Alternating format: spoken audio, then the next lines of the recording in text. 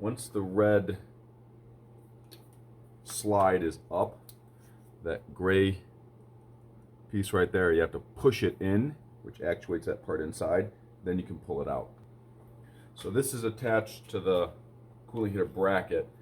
Get that off of there, and then it'll come up, and you can easily take the disconnect the connector. So I can move this around easy in there, right? I'm gonna put like a bag underneath it. I think that's still gonna be the way to go. Removing the bracket's a good idea because it enables a lot more room to move the coolant heater around and to get the bag, you know, around it as best as possible. On this side, you know, that hose down there comes off from the side, and so you can't really wrap the bag up the side of it. So it's not gonna be perfect, but it should help. I got these clamps on, you know, online, and they're pretty nifty. Nice and easy. Let's try and get our coolant heater out of here. Spilling more of it out. Come on, bag. All right, have your second bag ready to go as you're taking your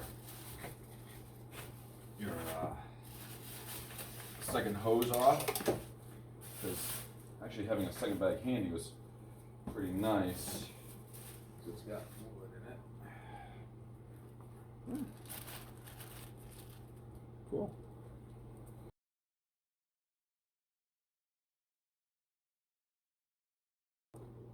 Okay, I thought about it and I've decided to put the bracket back onto the battery coolant heater.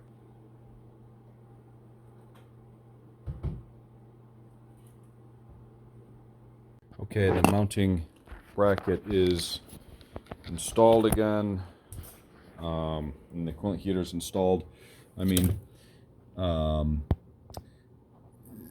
next up, I'm gonna put our top coolant line back in, and then I'll attach the fasteners. Come on, focus. I'll attach the fastener. I'll zip tie up our high voltage cable.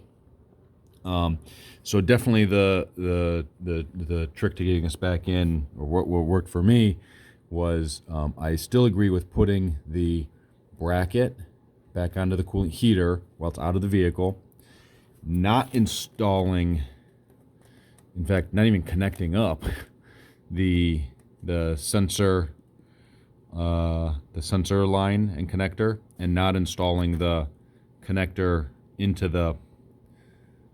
It's hard for you to see. Can you get to focus? The connector itself plugs into the bottom. There we go.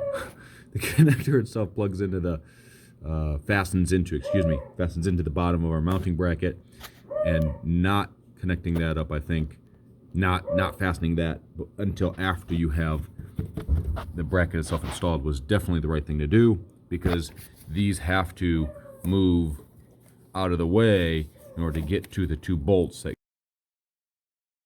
go, you know, into the mount, that connect the mounting bracket up.